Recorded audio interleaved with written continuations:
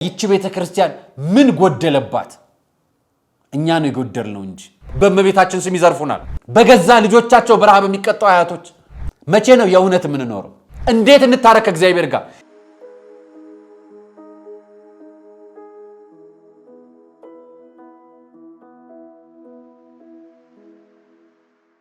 ሰላም ጤና ይስጥልኝ ውድ የቃለ ቀርን ሚዲያ ቤተሰቦቻችን እንደምን አላችሁ? በያላችሁበት ሰዓት አቆጣጠር እንዳላችሁበት ሁኔታ ሰላማችሁ ብዝት ይበል ማለት ፈልጋለሁ። ወንድም እህቶቼ፣ ታላቅ ታናሾቼ እንደየእድሜያችሁና እንደየክብራችሁ መጠን ሰላማችሁ ይብዛ። ዛሬ እንኳን አደረሳችሁ ማለት ነው መጀመሪያ የሚገባኝ የነበረው። እንኳን አደረሳችሁ፣ እንኳን አደረሰን። የሰማዕቱ የልዳው ቅዱስ ጊዮርጊስ ሰባራ አጽም የሚከብርበት ጥር 18 በመላው ኢትዮጵያ በመላው ዓለም በኢትዮጵያ ኦርቶዶክስ ተዋሕዶ ቤተክርስቲያን ልዩ ክብረ በዓል ይከናወናል። ይህም ታቦቱ ይወጣል፣ ሰባራ አጽሙ ይከብራል። ሰማዕቱ ቅዱስ ጊዮርጊስ የልዳው ጊዮርጊስ በተለይ ለኢትዮጵያ በጣም ብዙ ታሪካዊ ነገር እንዳለው ታውቃላችሁና በተለይ ኦርቶዶክሳውያን ለሆናችሁ እናንተም በያላችሁበት በምልጃው በረድኤቱ በጥበቃው አይለያችሁ፣ ከክፉ ነገር በሙሉ ይጠብቃችሁ። ይሄንን ማለት ነው የመጀመሪያ የምፈልገው። የዛሬ መረጃዎችን ለእናንተ ይሆናሉ ያልኳቸውን ይዤላችሁ መጥቻለሁ። ከመረጃዎቼ የመጀመሪያ የሚሆነውን ነገር ነግራችኋለሁ። የዋልድባው መነኮሳት አካውንት ቁጥር እንግዲህ ሰምታችኋል በተወሰነ መልኩ፣ እኔም ደርሶኛልና መረጃውን አሳያችኋለሁ ከሱ ጋር በተያያዘ። ሌላኛው መረጃዬ እንዳትዘረፉ ራሳችሁን ጠብቁ። በቤተ ክርስቲያን ስም የሚዘርፏችሁን በተወሰነ መልክ ይዤላችሁ መጥቻለሁ፣ እነሱን በተመለከተ። ሌላኛው የሰማዕት ቅዱስ ጊዮርጊስ ያረፈበትን ስፍራ እዛው ገዳሙ እዛው ልዳው ኮከብ ቅዱስ ጊዮርጊስ ጋር ደርሰን እንመጣለን በአካል ማለት ነው። ሌላኛው መረጃ ደግሞ ሊቃውንቶቻችን ምላሽ ሰጥተውናል፣ እናመሰግናቸዋለን። ለእነሱም ይዤላችሁ መጥቻለሁ። አባ ገብረ ኪዳን ያስለቀሳቸው ጉዳይ ምንድን ነው? አባ ገብረ ኪዳን አልቀሰዋል። ስለሱ ጉዳይ መረጃዎቹን አያይዤላችሁ ቀርቤያለሁ። ስለ ሲኤምሲ ቅዱስ ሚካኤል ቤተክርስቲያንና የመጋቢ አዲስ እሸቱም ያስኩላችሁ መረጃ አለ። መረጃዎቹን በማስረጃ አያይዤ የማቀርብላችሁ ጉዳይ ይኖረኛል። አብራችሁኝ ስትቆዩ ሁሉንም ትሰሙታላችሁ። ጆሮውን የቆረጠው ኢትዮጵያዊ ወጣት ስለሱም አመጣላችኋለሁ። አርአያ መካሻ ነኝ። ይህ ቃለ ቀርን ሚዲያ ነው። የምትከታተሉት መንፈሳዊ ማህበራዊ ጉዳዮችን የምናቀርበትና ስለ ኢትዮጵያዊነት የምናቀርብበት መረጃችን ነው። እናንተም አብራችሁ ስለምትቆዩ ጋብዝኩ። መረጃዎች ለብዙዎች እንዲደርስ ሰብስክራይብ፣ ላይክ፣ እንዲሼር በማድረግ አብራችሁ እንድትሆኑ ጋብዛችኋለሁ። ከመሸጋገሪያ በኋላ እንገናኝ።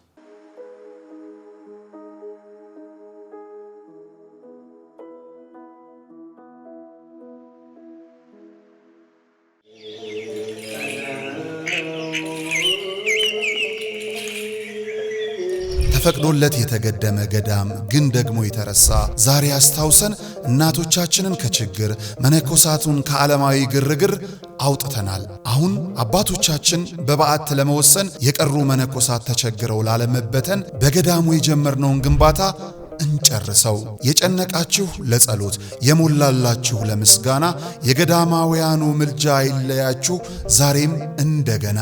አደራ አስራታችሁን መባችሁን አትርሱ። ሙታንሳው መልአክ ስመ ገናና የጀመርነውን እንጨርሳለን ባለቤቱ ይረዳናልና። የአባቶቻችን በዓት አልተጠናቀቀም። ለሙታንሳ ማር ቅዱስ ሚካኤል አንድነት ገዳም ድጋፎን ያድርጉ።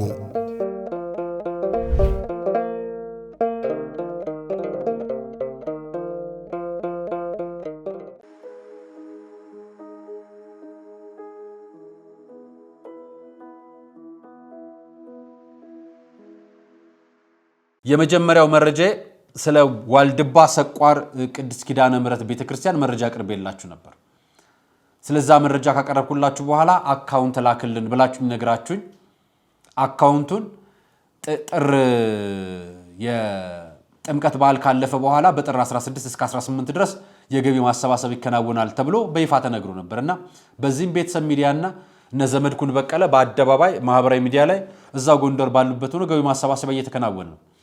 ስለሱም በተመለከተ ዋልድባ ሰቋር ይሄ ከኋላ የምታዩት የንግድ ባንክና የአቢሲኒያ ባንክ አካውንት ቁጥር እዛው ለገዳሙ ገቢ ማድረግ ትችላላችሁ። ሁላችሁ የንግድ ባንክ አካውንት ቁጥራቸው 10082 89 64 58 ደግሜ ልንገራችሁ 10082 89 64 58 እርቦናል ያሉ የገዳማውያን አባቶች እናቶችንም ጨምሮ በአቢሲኒያን ባንክም 24 70 69 46 1 20 24 70 69 46 1 ላይ ድጋፍ ማድረግ ትችላላችሁ።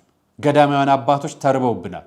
የተራባ አባቶቻችን ደግሞ ከጎናቸው ልንቆም የሚገባው እኛ ነንና የከተማውን አንሳላችኋለሁ አመጣላችኋለሁ። ነገር ግን የዛሬው የሰማዕቱ ቅዱስ ጊዮርጊስ ዓመታዊ ክብረ በዓል በሚከበርበት ቀን ወደ ደብር አይደለም የሚወስድኳችሁ። ወንድማችን አቤል ብርሃኑ የመንፈሳዊ ቦታዎችን እየሄዱ ያስጎበኘን ቦታን የሰማዕቱ ቅዱስ ጊዮርጊስ መቃብር ስፍራ እንዲያስጎበኘናል። ተመልካቾቼ አሁን እንግዲህ ልዳ ከተማ ደርሰናል። የእስራኤሏ ልዳ ከተማ ከኢየሩሳሌም ነው ተጉዘን የመጣ ነው። ከኢየሩሳሌም 1 ሰዓት ይሆናል። ከናዝሬት ደግሞ 1 ሰዓት ከ10 ገደማ ርቀት አለው ማለት ነው። ስለዚህ ይሄውና እንግዲህ ከጀርባዬን የምናየው ቤተክርስቲያኑን አብረን እንግባ። አብራችሁን ተጓዙ። ነው እንግዲህ ታሪካዊው የግሪክ የኦርቶዶክስ የጊዮርጊስ ቤተክርስቲያን ማለት ነው። ይሄውና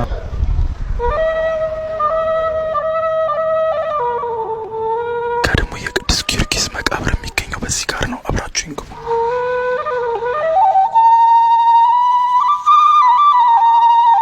እዚህ ጋር እንግዲህ እንደምታዩት የሰማዕቱ የፈረሰኛው ቅዱስ ጊዮርጊስ መቃብር የሚገኘው እዚህ ጋር ነው ማለት ነው። እንግዲህ በዚህችው በልዳ ከተማ ሰማዕትነትን ከተቀበለ በኋላ እዚህ እንዲመጣ ተደርጎ በዚህ መልኩ ቀብር ተዘጋጅቷል ማለት ነው። የክርስትና እምነት ተከታዮች እንግዲህ እዚህ በመምጣት ጸሎታቸውን ያደርጋሉ። እንደምታዩት እዚህ ጋር የቅዱስ ጊዮርጊስ አጽሙ እዚህ ጋር እንዲያርፍ ተደርጓል ማለት ነው።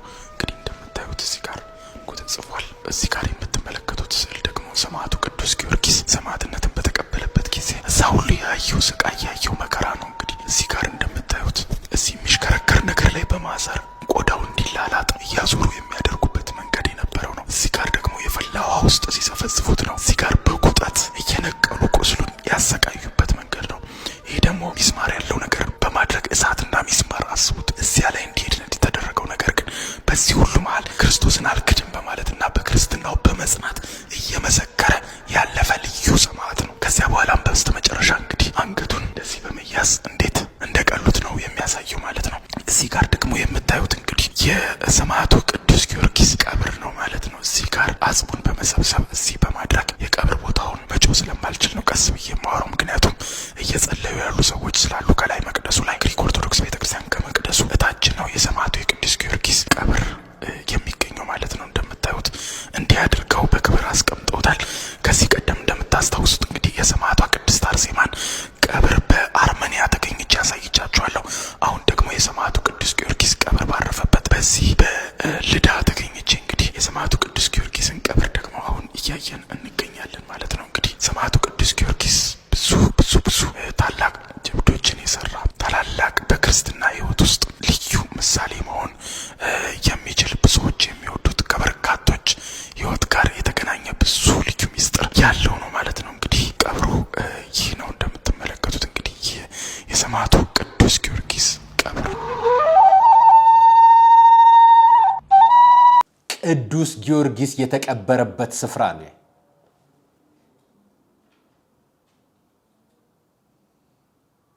ታላቅ ሰማዕት፣ የሰማዕታት አለቃ፣ በጉጠት ጥፍሩ የተነቀለ፣ በፈላዋ ውስጥ የተቀቀለ፣ ቆዳው በማሽን የተላጠ፣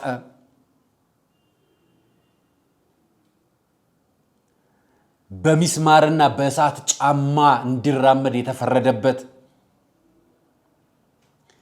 አመድ ተደርጎ ተፈይቶ የተበተነ፣ መጨረሻ ላይ አንገቱን በሰማዕትነት የተቀላ ሰማዕት ነው።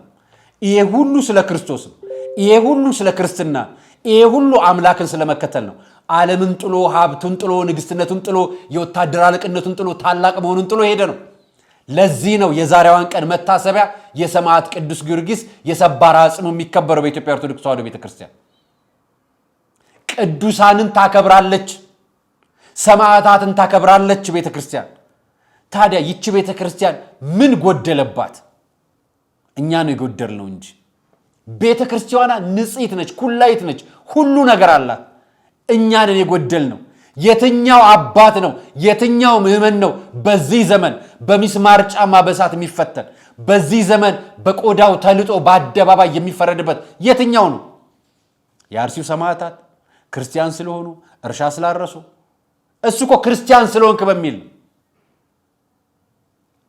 አያችሁ ፈተናው ብዙ ነው። እና በሰማዕት ቅዱስ ጊዮርጊስ ስም እኔ አንድ ቦታ ሄድኩኝ፣ በርሜል ቅዱስ ጊዮርጊስ እና ተዘረፍኩ። እንዴት እንደተዘረፍኩ ነግራችኋለሁ። ይሄን የዘረፈኝንም አካል ያስተባበረውንም አካል ነግራችኋለሁ በደንብ አድርጌ። ማለት እኔን የዘረፈኝ አካል ይሄ ሚዲያ ነው እምታዩት። በርሜል የወጣው አዲስ ጠበል ባህታውያን ተናግረው ነበር በሚል በርሜል ቅዱስ ጊዮርጊስ 215 ሺህ ብር፣ 430 ሺህ ብር፣ 450 ሺህ ብር ተዘርፌያለሁ። ራሴን ነው የምነግራችሁ። የእመቤታችን ቤተ ክርስቲያን ቤተልሔሟ ይህን ይመስል ነበር። ይህን ነበር ቤተልሔሟ። ቤተልሔሟ ይሄ ከሚሆን ብለን በ215 ሺህ ብር ይህንን ማሰራት ጀመርን፣ ፍጹም ሙሉን ለመጨረስ። እየነገርኳችሁ ያሉ ስለሌላ ሰው አይደለም፣ ራሴ ነኝ። አሁን ደግሞ ጀምረ ነው 1 ዓመት ሙሉ እንዲያርገው አስቀመጡት፣ ገንዘቡን ተጠቅመውበት። በመሃል የዛሬ 5 ወር ነው 6 ወር አካባቢ እንደሄድኩ ታስታውሳላችሁ አይደል? በኤልሻዳይ ሚዲያ እኔ ገንዘብ በሰጠሁትና እንዲሰራ ባደረኩበት ቤተክርስቲያን ላይ ተጨማሪ ገንዘብ አሰባስበው የኛን በልተው የነሱም ብዙ የገባላቸውን በልተው የተጀመረው ነገር ካልጨረሰ ብሩን አልሰጣችሁም ብያቸው እዚህ ጋር አድርሰውት ነበር። እዛ ሄጄ በአካል ከወዳጆቼ ጋር ቁጭ ብዬ እነዚህ የምታዩቸው ወዳጆች አብረውኝ ደርሰው የተመለሱ ናቸው። በዚች ቤተክርስቲያን በእመቤቴ እንዳትለምኑ፣ የቀረው ቆርቆሮ ምን ቀረ? ቀለም እንዳላቃለው፣ በር እንዳላቃለው፣ ጀሶ ኮርኒስ እንዳላቃለው እያንዳንዱ መጀመሪያ ሙሉን በጀት ነበር ይላክልላቸው። አሁን ደግሞ በሚዲያ እየመጡ ይለምኑበታል። እውነት እንደነዛ እንደነ ሰማዕት ቅዱስ ጊዮርጊስ ሰማዕትነት መቀበል ቢያቀተን የተሰጠንን ነገር ቤተክርስቲያን የማናከብር ካህናት፣ ሚዲያ ባለሙያዎች፣ ገንዘብ አሰባሳቢዎች፣ አጭበርባሪዎች ያሉት ደግሞ ቤተክርስቲያን ውስጥ ነው። ቀጣይ ከነ ሚዲያው ባለቤቱ ከነ ሚዲያው እነማ ሚዲያ እየሰሩ እንደሆነ ጭምር አመጣላችኋል። ለዛሬ ነው ይሄን ማልፍላችሁ። ለዛሬ በዓል እየተከበረ ስለሆነ ማልፍላችሁ። ስለዚህ በርሜል ቅዱስ ጊዮርጊስ ሰማዕት ቅዱስ ጊዮርጊስ ብለን ሄደን እዛ የምናገኛቸውን ደብሮች በሙሉ ስናገዝ በበርሜል ቅዱስ ጊዮርጊስ የሄድን ልጆች ደግሞ በእመቤታችን ስም ይዘርፉናል። በሰማዕቱ ስም እኛ መዳን ሲገባን በሰማዕቱ ስም የሚመጣውን መመን ደግሞ በእመቤት ስም ይዘርፉታል። ይሄን የምነግራችሁ ቋራ ነው። ቋራ ምዕራብ ጎንደር ነው። ልለፍላችሁ ልተወ ብዬ ነው። ከዚህ በላይ እንዳልሄድባችሁ ብዬ ነው። እመጣለሁ ነገ በደንብ በዝርዝር። ይህን ልጅ አይቼ በጣም አዘንኩ። ማለት ከሁሉ በፊት ሳልናገር ማለፍ የማልፈልገው በእናቱ ረሃብ ቪዲዮ ሰርቶ ቲክቶክ ላይ ቫይራል መውጣት የሚፈልግ ሰው፣ አያቱን የሚያስርብ ሰው፣ ይሄ ነው የኛ ዘመን ትውልድ። ተመልከቱ ምን አይነት ጨካኞች ነን። አሁን ጀምሪ። ሰውነቴ እየተንቀጠቀጠ እኮ ነው። ልብላ በፊት ልብላ። እሺ ትበያለሽ። ሰውነቴ እየተንቀጠቀጠ እኮ ትበያለሽ። መድኃኒዓለም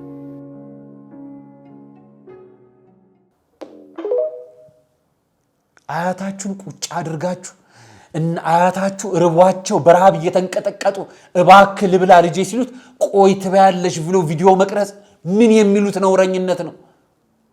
ምን የሚሉት ዘመን ላይ ነው ያለነው በዚህ ጊዜ? እውነት ክርስቲያን መሆን፣ እስላም መሆን፣ ጴንጤ መሆን፣ ካቶሊክ መሆን ምንድነው የሚጠቅመው? መጀመሪያ ሰው መሆን። አያታችንን በረሃብ እያንቀጠቀጠን ቪዲዮ ለመቅረጽ የቆምን ሰዎች ሆነን ይሄ ነው ጭንቅላታችን፣ ይሄ ነው ሰውነታችን። እውነት ይሄ ማንነትህ ነው ነገ ሰው የሚያደርግህ እኮ። ትላንት የገነባኸው ጥፋት፣ ትላንት የገነባኸው መልካምነት፣ ትላንት የገነባኸው አንተነትህ ነው እኮ ነገ ላይ ሰው የሚያደርግህ። አያትህን በረሃብ ቀርጸህ በአደባባይ ቪዲዮ ስለለቀክ የሚያከብርህ የሚያመሰግንህ ማን ነው? ይሄ ነው የኛ ትውልድ። ይሄ ነው የኛ አሻጋሪው ዘመን። ይሄ ነው ቀጣዩ ተረካቢው ትውልድ የምንለው። ልጄ ራበኝ እኮ ራበኝ ልጄ፣ ሰውነቴ እየተንቀጠቀጠ ነው አሉ እኮ። ከተማ ውስጥ ነው እኮ ያሉት። በገዛ ልጆቻቸው በረሃብ የሚቀጡ አያቶች እናቶች ተመልከቷቸው። ይሄ ነው የኛ ዘመን እኮ። ክርስቲያን ካልሆንኩ ብሎ የሚሞተው ሰማዕቱ ቅዱስ ጊዮርጊስን እንዳየ ነው። ከክርስቲያንነቴ አልላቀቅም፣ በእሳት ቀቅሉኝ፣ ፍጩኝ፣ ከፈለጋችሁ ቆዳዬን ገሽልጡት፣ በአንገት ሰይፉኝ፣ በእሳት አቃጥሉኝ፣ ቀቅሉኝ ብሎ ክርስትናን በሰማዕትነት የተቀበለ ትውልድ የነበረው ክርስቲያን የነበረውን ሀገር ዛሬ ደግሞ ይሁት ራበኝ ልጄ እባክህ ሰውነት እየተንቀጠቀ ነው እያሉት አሁን እኚህን ሴትዮ ልጃቸው ነው የስጋ ዘመዳቸው ነው። ይሄ ቪዲዮ ተለቋል። ሰሙ ዛሬ አፈርኩ። እውነት እናንተስ ለእናቶቻችሁ እንዲህ ናችሁ? እውነት ምንስ ቢጨክኑባችሁ ለእናቶቻችሁ እንዲህ ትጨክናላችሁ? ምግብ አስቀምጣችሁ ቪዲዮ ለመቅረጽ ብላችሁ እናት በረሃብ ተንቀጥቀጣ ሰውነት እየተንቀጠቀጠብኝ ነው እያለቻችሁ እንዲህ ቪዲዮ ትቀርጻላችሁ? ይሄ ህግ የለም፣ ጎረቤት የለም፣ ማህበረሰብ የለም። እኚህ እናት ከዚህ ልጅ ውጭ ዘመድ የላቸው፣ ወገን የላቸው፣ አጎት አክስት የለም። እኚህ ሴትዮ የልጅ ልጅ ብቻቸውን ናቸው ያሉት። ቢያንስ እንኳ አያቱን የሚያሰቃይበትን እኮ ነው ቪዲዮ የለቀቀልን። ቪዲዮ አያት እያሰቃየን ቪዲዮ መስራት።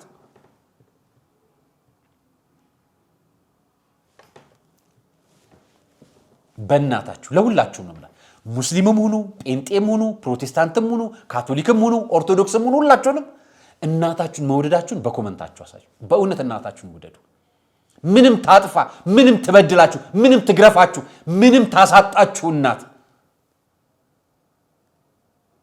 ጎዳና ብትወጣ አዝላችሁ አብራችሁ የምትሰደድ እናት ነች የኢትዮጵያ እናት።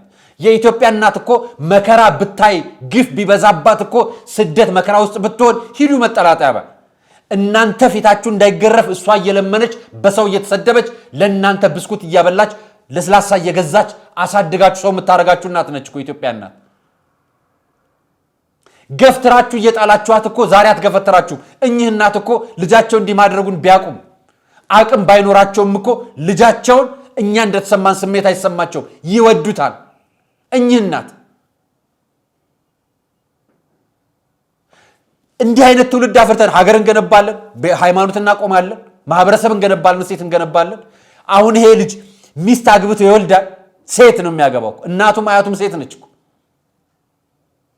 በረሃብ የሚያንገላታት እናት አያት እንዳለችው እያወቀ ሚስቱንማ ምን ያረጋታል? ሚስቱን ቢያገባት ምን ሊያረጋት ነው?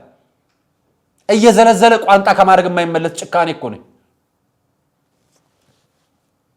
ይቅር ይበል። እኔ መንግስት የህግማ አካል እንዲህ አይነት ቪዲዮ ለምታዩ አጠገቡም ያላችሁ ለህግ አካላት አሳልፋችሁ ስጡት።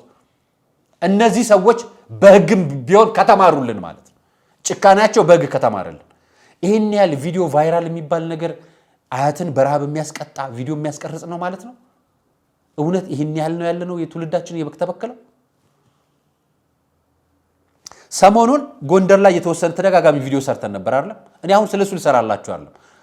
አባቶቻችን ምላሽ ስለሰጡ ሊቃውንቶቻችን ላመሰግን ነው የመጣው። ለኚህም አባት ምስጋና አድርሱልኝ።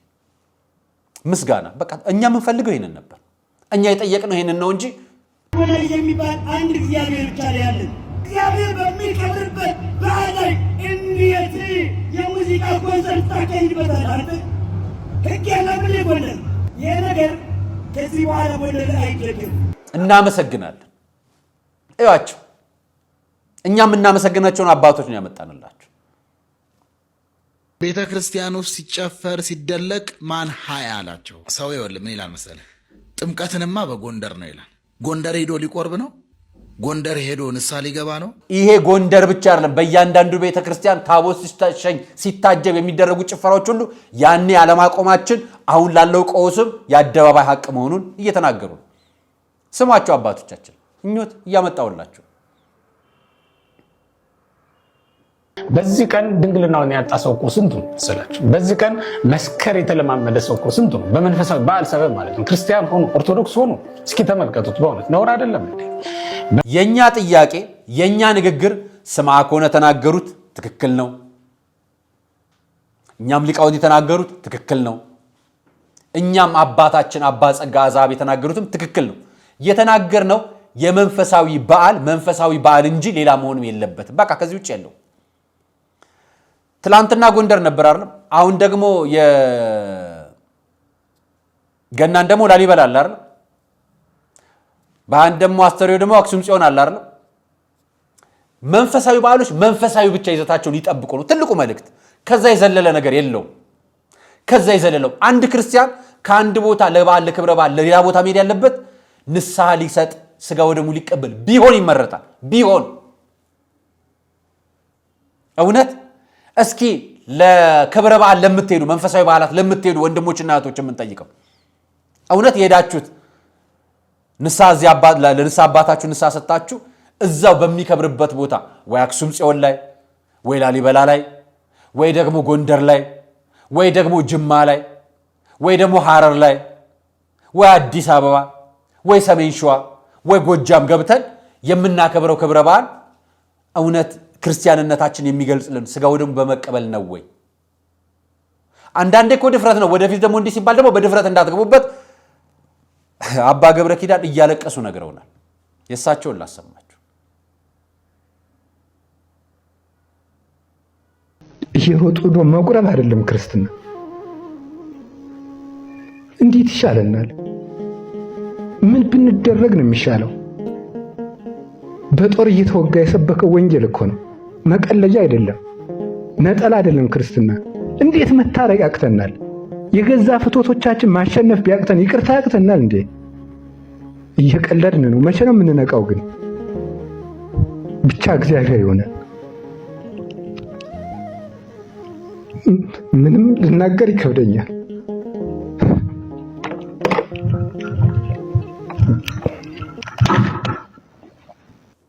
መቼ ነው የምንመለሰው? መቼ ነው ይቅርታ የምንጠይቀው? መቼ ነው ወደ እግዚአብሔር ጋር የምንደርሰው?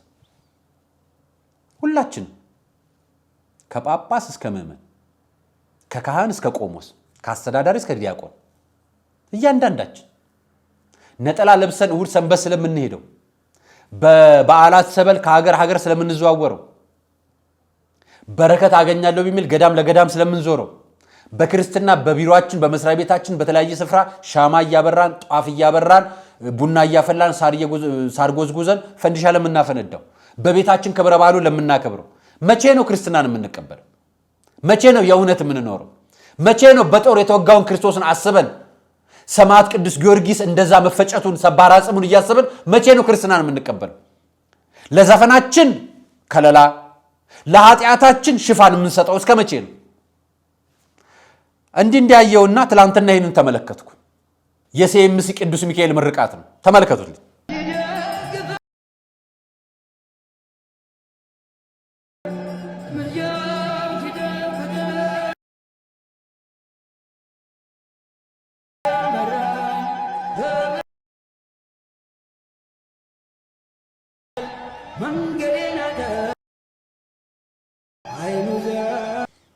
ደስ አለኝ ግን አመመኝ። 240 ሚሊዮን ብር የወጣበት ቤተክርስቲያን 280 ነው 240 ሚሊዮን ብር ለ13 ዓመታት የተሰራ ነው። አንድ ገበሬ የሆነው አባት ግለሰብ የሰጡት ቦታ ነው። ለእግዚአብሔር ማደሪያ፣ ለእግዚአብሔር መክበሪያ ታቦቱ ይክበር ከኔ በላይ ብለው በ86 ዓመተ ምህረት የዛሬ 32 ዓመተ ምህረት የራሳቸውን መሬት ነው የሰጡት። አሳልፈው ነው ለእግዚአብሔር የሰጡት። እግዚአብሔር የሰጣቸውን ነው የሰጡት እሳቸው። የእግዚአብሔር ምዕመናን ደግሞ እንዲህ ነው ያሉት።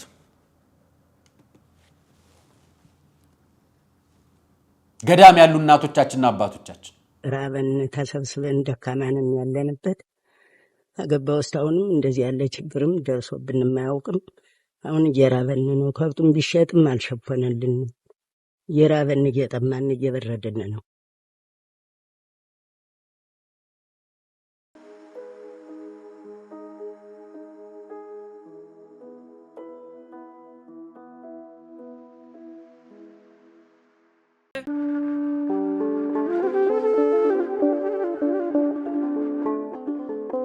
በዘመን ብዛት እርጅና ተጫጭኖት በሰው ማጣት መቅደሱ ለፈረሰው ጣጃ አቧዌ ገብረ መንፈስ ቅዱስ ማን ነው ቀድሞ የሚደርሰው?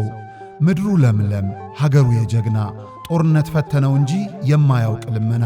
ዛሬ ግን አዛውንቶቹ ጉልበት ከርቷቸው ወጣቶቹ ግራ ገብቷቸው የአቡዬ ቤተ መቅደስ ሊፈርስ ተቃርቧልና ስለ አቡዬ ብላችሁ የጻድቁን ቤተ መቅደስ እንገንባ።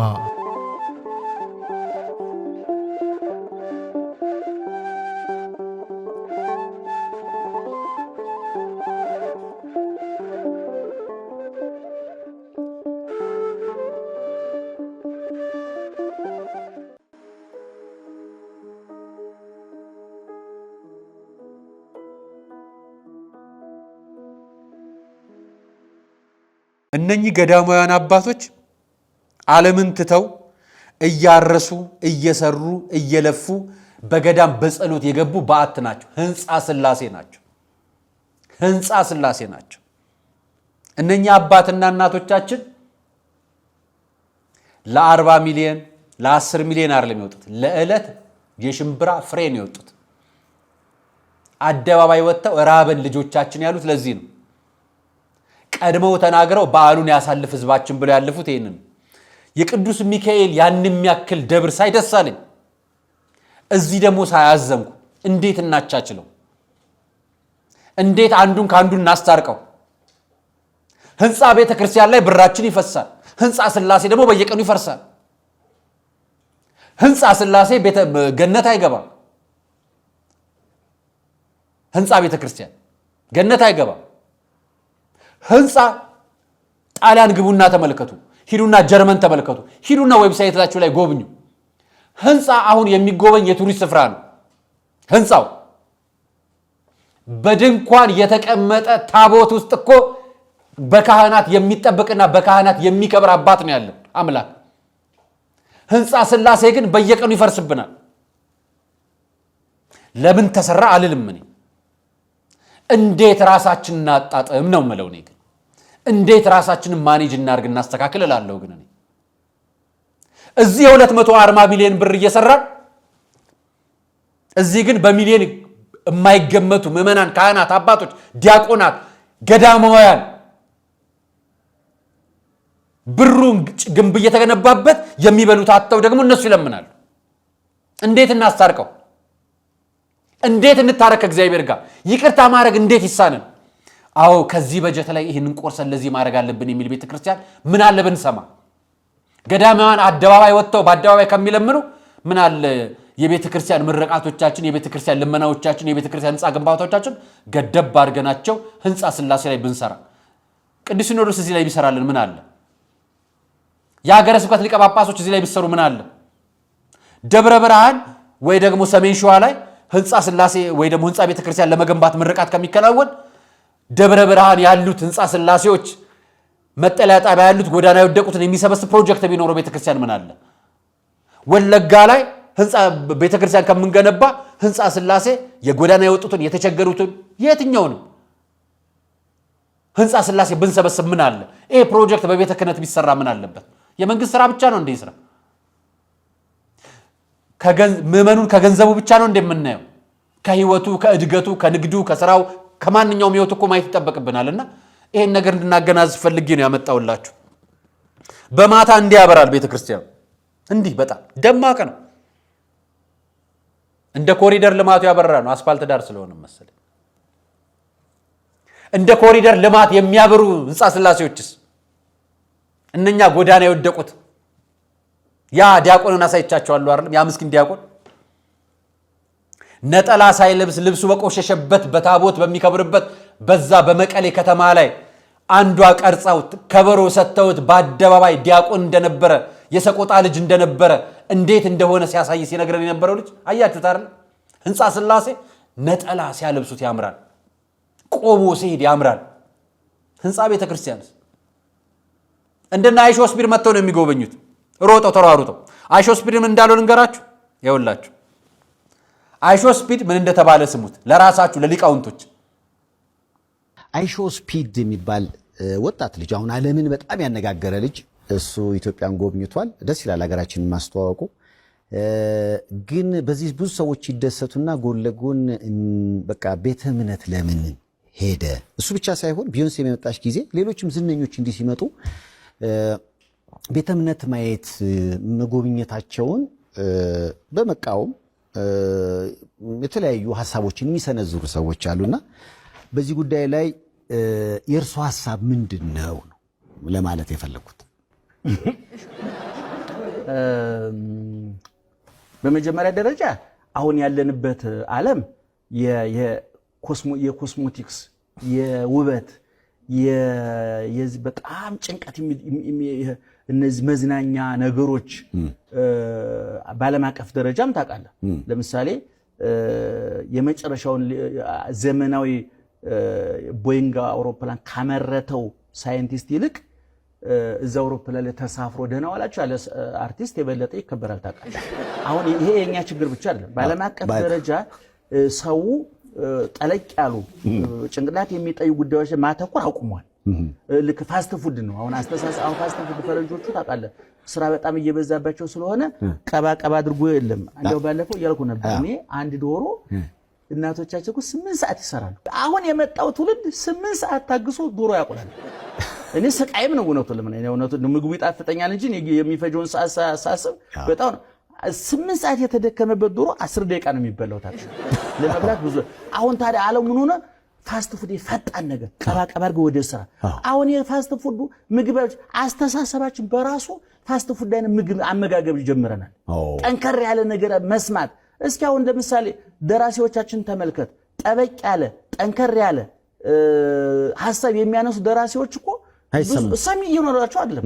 አሁን እነዚህ ኖቤል ረጅም ልቦለዶች አቁመዋል ታውቃለህ። ከሞላ ጎደል ጠጠር ያለ ሐሳብ የሚያቀርቡ ደራሲዎቻችን አይተህ እንደሆነ ወደ ኮሜዲ ያኮበኮቡ። ምክንያቱም ገበያው ምን ያርጉት? ገበያው ወርቅ እየሸጡ ገዢ ካጡ ጠጠር መሸጥ ነው። ምን ይደረግ? እውነቴን እኮ ነው የምልህ። እንደ ገበያውን ተከተለ ነው የምትነግደው። አሁን እኔ በጣም ማደንቃቸው ጠጣር ከያንያን የኪነ ጥበብ ሰዎች አሁን ወደ ኮሜዲው እያኮበኮቡ ነው። ለምንድን ነው? ለመኖር ገበያው የጠየቀው ያንን ነገር ሆነ። ስለዚህ አሁን ያልከውም ልጅ እኔ አይሾ ስፒድ ነው የተባለው። አይሾ ስፒድ አው ፍጥነት አሳያለሁ ማለት ነው። ወደ አማርኛ ስተርጉም በቃ እንግዲህ ልጁ ምን እንደሆነ እኔ አይን ነው የሚጠይቀው። ከጆሮ ጋር ግንኙነት ስለሌለው ልጁ እኔ አይናሞች ናቸው የሚያውቁት ነው ለመናገር። እኔ ጆሮ የሚገባ ነገር የለውም። እሱም አላለም እንደ ውሻ ይጮሃል እንደምን ይጮሃል። እኔ ለምን ማህበረሰቡ እንደዛ ሆነ አለ። የእምነት ተቋማት ግን ማበጠር አለባቸው፣ መለየት አለባቸው። እኔ ባለፈው ቢዮንስ የመታ ዣንጥላ ተይዞ ምን ተብሎ ሲባል አይናሞቹ ሲወሩ ሰማው። እንደውም ከነተረቱ በ10 ነበር የመጣችው ታቅ እንደሆነ እና ሰው ምን አለ በሰባት ስላሴ በ10 ቢዮንስ ያለ የኛ ሰው መቼ ኑሮ ነው እንጂ ቢያለው ወሬ እኮ ቀንቶታል እኮ ይችላል። እኔ በፊት ቡና እያፈላ ነበር ሲተርብ የሚውለው ኑሮ ማስተንፈሻ። አሁን በየቲክቶኩ ይተነፍሳል። ይገርማል። እና በ10 በሰባት ስላሴ በ10 ያን ጊዜ ምን ተናገራል። እኔ እንዲህ አይነት ሰዎች ሲመጡ የእምነት ተቋምን መጎብኘት አለባቸው። አዎ እዚህ ሀገር ሌላ የሚታይ ነገር የለንም ታውቃለህ። አሁን እንግዲህ መዝናኛዎቹ መናፈሻዎቹ ከተማ ውስጥ እንደተሰሩ እናያለን። እንግዲህ ያችን አሳይተን ፊት ለፊት ያለችን አሳይተን እንሸኛቸዋለን። ቤተክርስቲያንም ውስጥ ያው እንዳለ ብዙ ቅርስ አለ፣ ታሪክ አለ። የሰው ላሊበላ ሊሄድ ይችላል፣ አክሱማችን ሊሄድ ይችላል፣ ላሊበላችን ሊሄድ ይችላል፣ እዝም ሊሄድ ይችላል። እንደ ሰው መጎብኘቱ ተገቢ ነው። እንግዲህ እንደ አቅሙ የውጭ ሀገር ዜጋ ነው። ነገር ግን በዛ ልክ ሃይማኖትን አዋርዶ ዝቅ አድርጎ ሸብረብ ማለቱ ብዙ አትራፊ አይመስለኝም። ያደረጉ ሰዎች እንግዲህ ያገኙትን ትርፍ መተው ቢነግሩን። እንግዲህ ለስላሴ አስተዳዳሪዎች የሰጠ መልእክት ነው። አይሾ ስፒድን ስላሳለማችሁት ያገኛችሁት ትርፍ ምንድነው? እግዚአብሔር ይርዳችሁ። እኔ ሐሳቡን ጠቆም አድርጋችሁ ለፍ ብዬ ነው የዛሬው ቆይታዬን እንዲህ አድርጌ ነው ምዘጋው። አራያ መካሻ ነበር ፕሮግራሙን አዘጋጅቼ ቀርቡላችሁ። እንኳን ለሰማዕቱ ቅዱስ ጊዮርጊስ ዓመታዊ ክብረ በዓል ለሰባራ አጽሙ አደረሳችሁ። ሰናይ ቀን።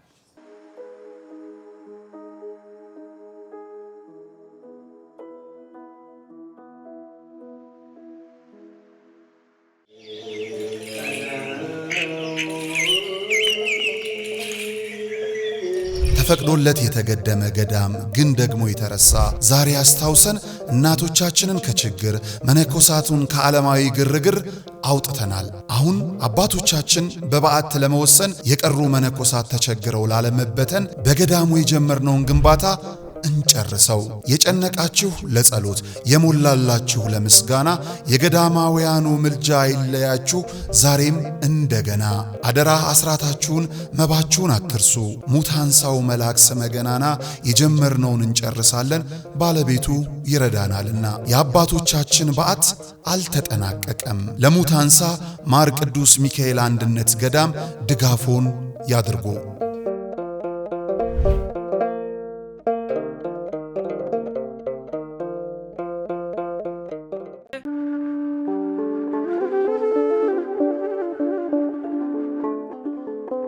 በዘመን ብዛት እርጅና ተጫጭኖት በሰው ማጣት መቅደሱ ለፈረሰው ጣጃ አቧዌ የገብረ መንፈስ ቅዱስ ማን ነው ቀድሞ የሚደርሰው?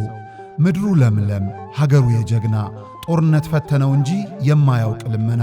ዛሬ ግን አዛውንቶቹ ጉልበት ከርቷቸው ወጣቶቹ ግራ ገብቷቸው የአቡዬ ቤተ መቅደስ ሊፈርስ ተቃርቧልና ስለ አቡዬ ብላችሁ የጻድቁን ቤተ መቅደስ እንገንባ።